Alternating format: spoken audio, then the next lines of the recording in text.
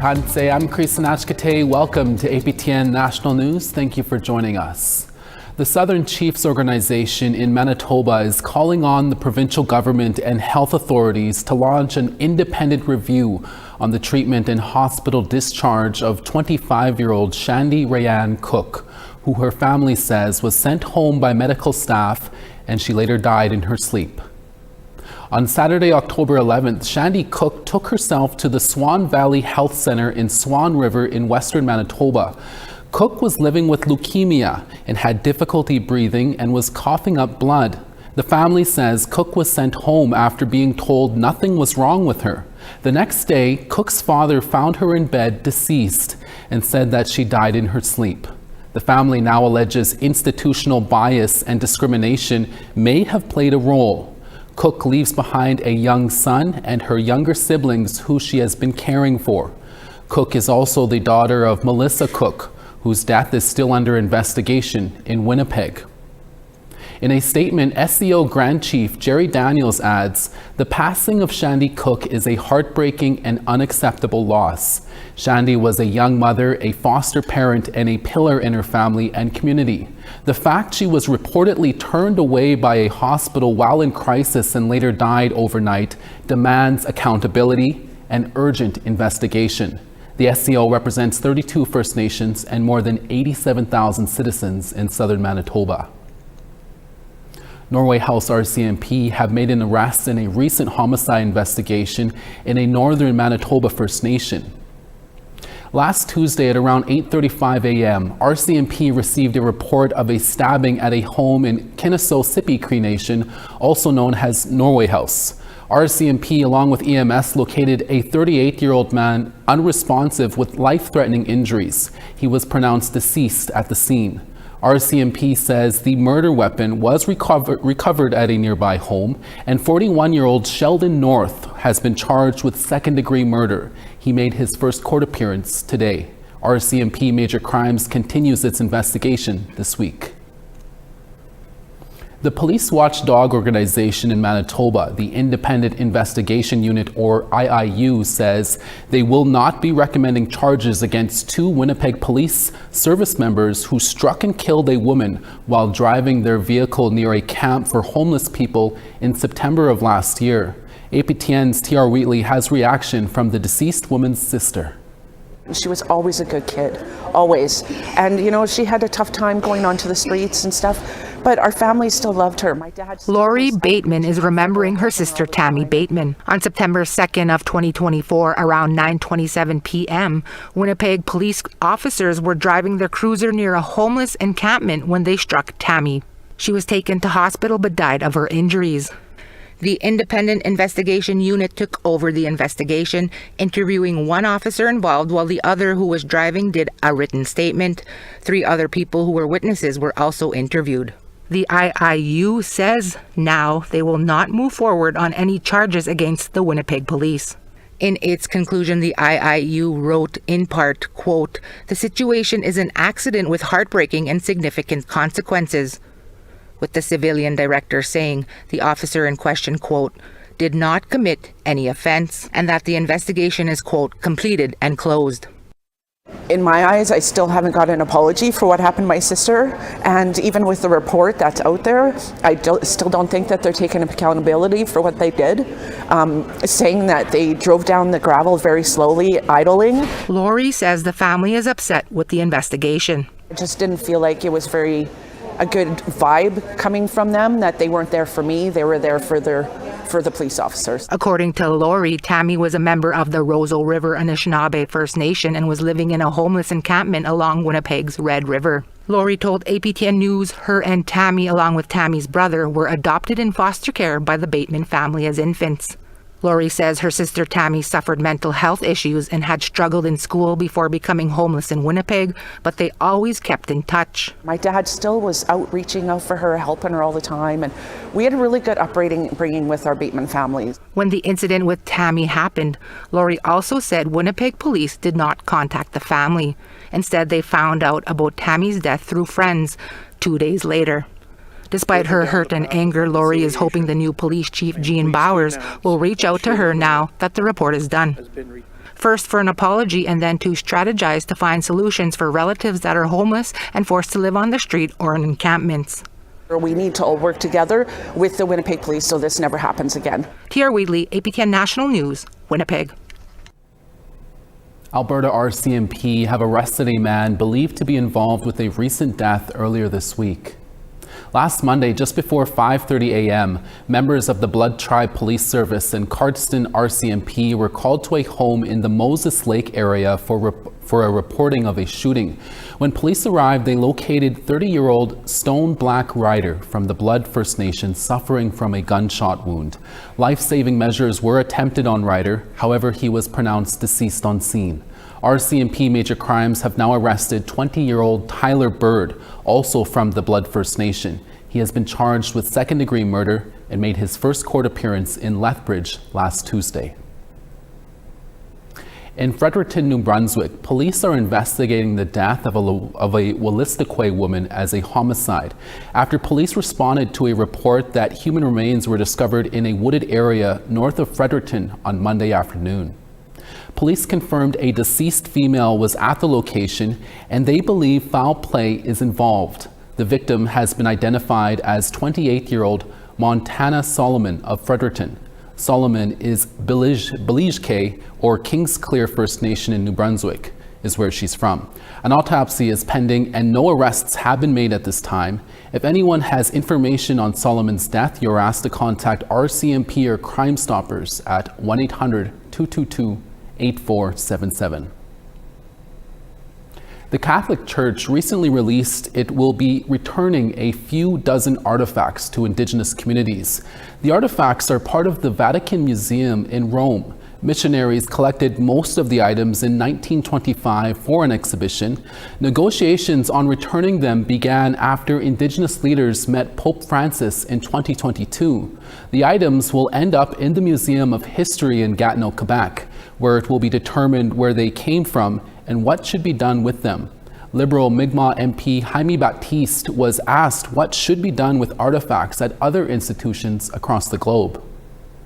I think that if there's a calls to action where it's specific about the Vatican, but I think that there's a lot of appetite for communities to see some of their artifacts that were taken from them, and I'd encourage all museums that have the ability to return things to Canada that are in other places around the world, if that's the will of those nations. Chanie Wenjack passed away almost 60 years ago after running away from a residential school in Northern Ontario. But his legacy lives on through the Chanie Wenjack Fund, started by the family of late tragically hip lead singer and frontman Gord Downie. The fund opened a legacy space in Amhertsview, Ontario this week, and APTN's Fraser Needham was there.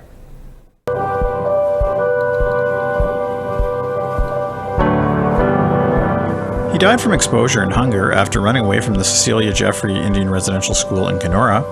He had been trying to find his way home to the Agoki post on the Martins Falls Reserve, 600 kilometers away, but he never made it home. The body of 12-year-old Chanie Wenjack was discovered on a set of train tracks in Northern Ontario on October 22nd, 1966. This is the first day of forever, the greatest day of my life, the greatest day of all of our lives. Chanie's story touched a nerve with tragically hip lead singer Gord Downie, which inspired him to ask Canadians to do better in their relations with Indigenous people. But on October 17, 2017, Downie passed away from brain cancer. The two are now forever linked through the legacy of the Chanie Wenjack Fund. He would never really have talked about the word, like even use the word legacy. He was really not that kind of guy.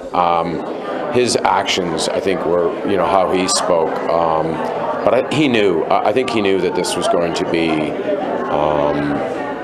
important and was going to outlive him by a long time. So, yeah, he'd be very proud. The fund facilitates learning about the dark legacy of kids like Chanie Wenjack who went through the residential school system. This includes more than 100 legacy spaces, such as this one in the Recreation Centre in Amhertsview, Ontario, which officially opened on Monday to the sound of drumming.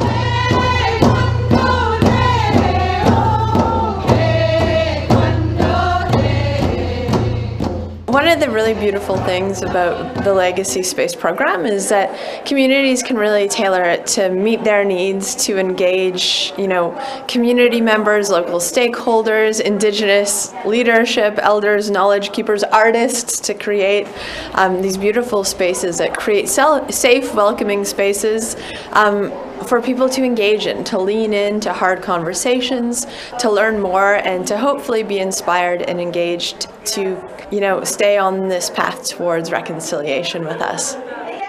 And Abbotsford also has its own special significance because it is where Gord Downie grew up and played minor hockey as a goalie before the family moved to Kingston in 1980. And he'd be really proud today because this is where he took his Pee Wee hockey team to the All-Ontario Championships and they won. And those games were in this arena. And, that's my little brother, He was a winner. Local Anishinaabe elder Judy Montgomery agrees the Recreation Centre is the perfect place to have a legacy space and ensure Chanie Wenjack's story is never forgotten. Because you're going to have people, waiting around for their kids to play hockey, and they might just wander in here and say, hey, I didn't know that before. I should check these books out of the library, or, I should learn more about what this issue is. And we're here to help open people's eyes. Vic Linklater is a Cree musician from Moose Factory, Ontario. He serves as an ambassador for the Chanie Wenjack Fund and also fronts a tragically hip cover band called The Poets. He says Downie may be gone, but his music and commitment to Indigenous issues lives on. I try to go on that stage as a humble man, a humble Cree man who lives in the bush in Northern Ontario, and I get an opportunity to share both the music of the Tragically Hip and the message that Gord really believed with a huge passion to make things right in this country and do something for the Indigenous peoples and with the Indigenous peoples side by side.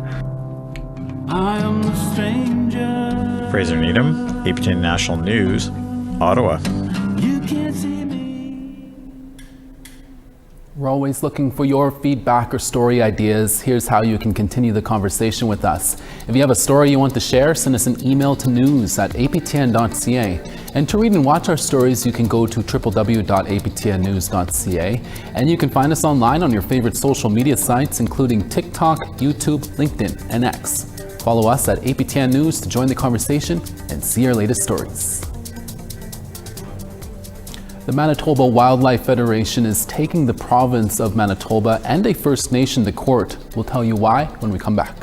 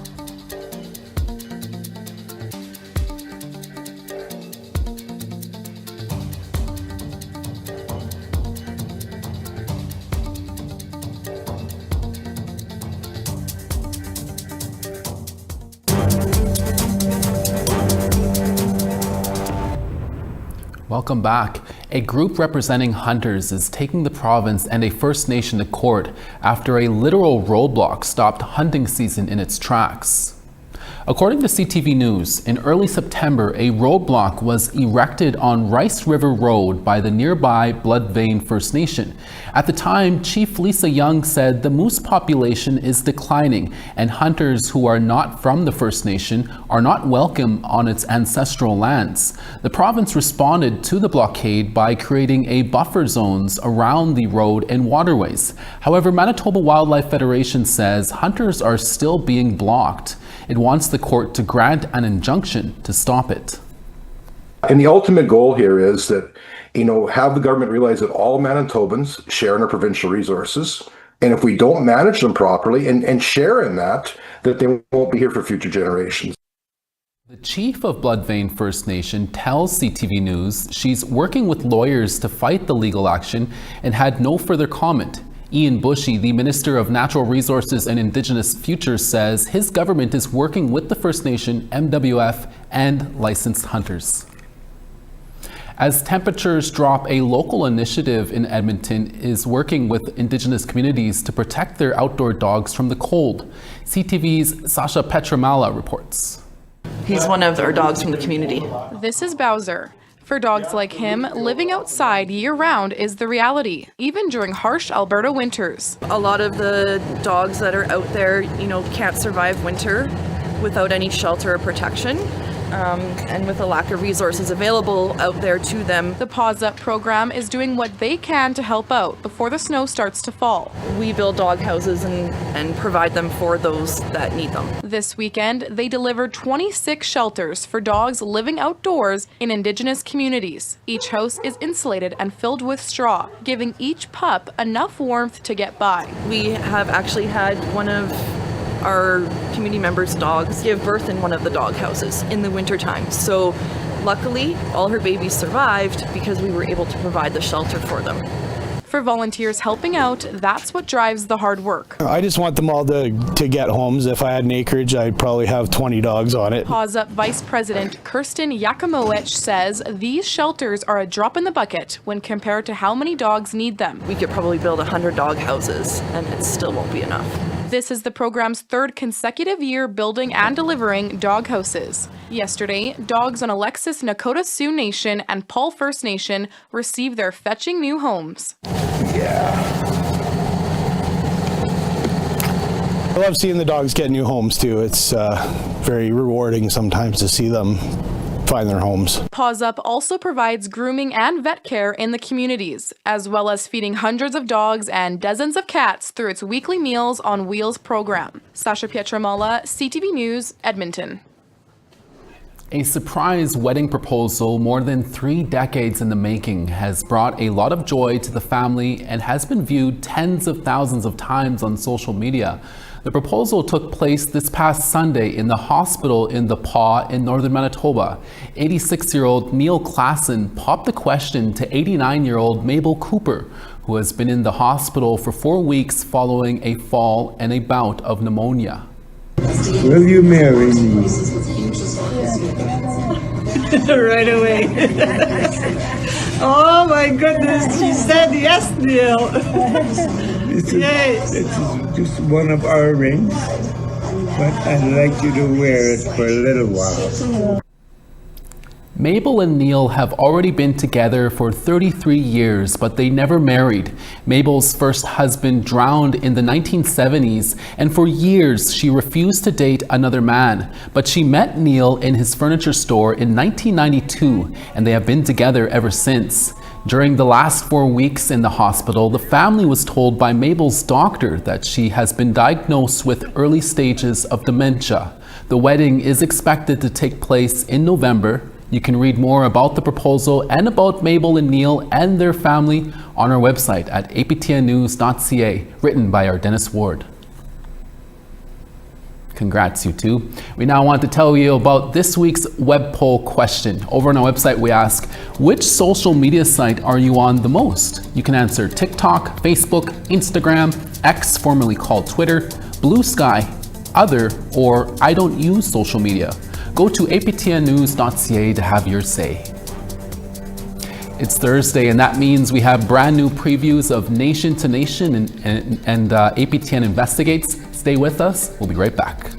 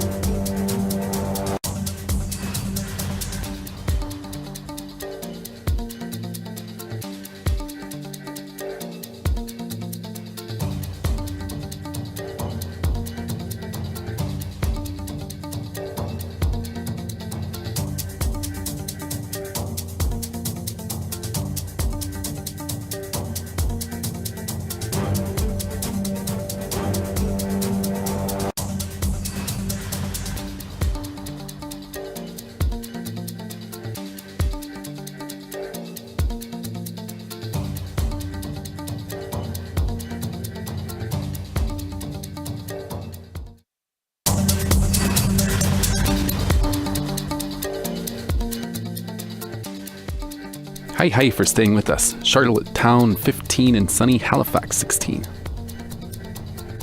Cartwright 14, Nain showers and 4. Gaspé 12 and sunny, Saint Jovite 9 and partly cloudy. Toronto sunny and 11, Sault Ste. Marie 6. Big Trout Lake +1, Thunder Bay +4 and showers. Partly cloudy in Churchill at 1, Thompson 2. Gimli 2, Dauphin 0 and cloudy there. Saskatoon sun's out 4, Regina 2. Stony Rapids 0, Buffalo Narrows 5. Fort Chippewa 10, Peace River 9. Medicine Hat 19, Red Deer sunny and 17. Campbell River 10, Penticton 12. Sand Spit 8 and showers, Smithers 5. Old Crow -8, Dawson +1 and cloudy. Watee 8, Norman Wells -2. Sax Harbor 0, Polituck 0. Baker Lake 2, Chesterfield sunny and 0. And Iqaluit +1, Arctic Bay -13 and sunny. Welcome back. It's now time for Karen Pugliese in Ottawa to drop by and tell us what she's covering on this evening's new episode of Nation to Nation. Coming up after the news, it's your first most very favorite Indigenous politics show, Nation to Nation. Canada's Auditor General Karen Hogan took a close look inside Indigenous Services Canada this week. Spoiler alert, no one is getting a gold star. Over the last 10 years, Indigenous Services failed to implement 53% of her recommendations. She joins me to talk about ISK's greatest misses on water and health, plus I have an inside scoop about water legislation. All this ahead on Nation to Nation. Prisoners across Canada are producing goods for Crown corporations and more recently for public consumption. Coming up this week on an all-new episode of APTN Investigates, Brittany Guillot takes an inside look behind the walls of Canada's prison farm program, where experts warn the true cost goes far beyond dollars, raising difficult questions about dignity, rehabilitation, and justice. Here's a preview.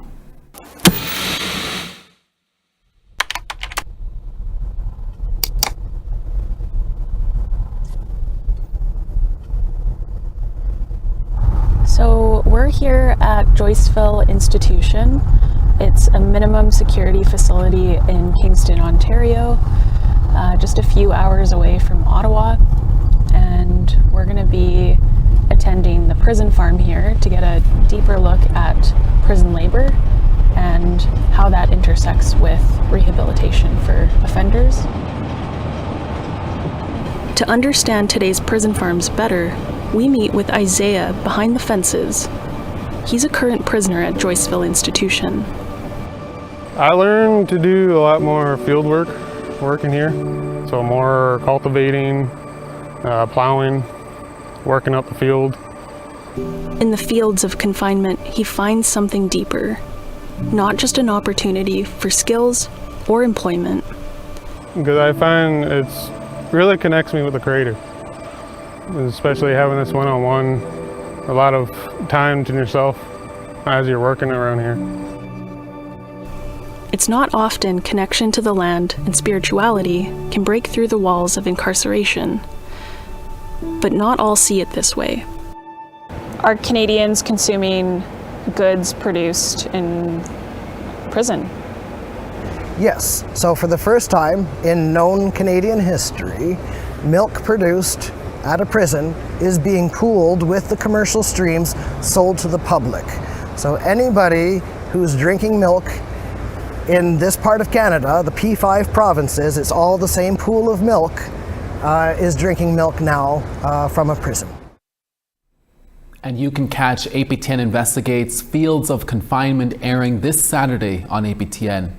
And that's your daytime newscast for this Thursday. Dennis Ward is back in with your evening newscast, including a new segment of Truth in Politics. Please join us then. From all of us at the APTN National News, hi miigwech masicho. Thank you for watching. We'll see you again next day.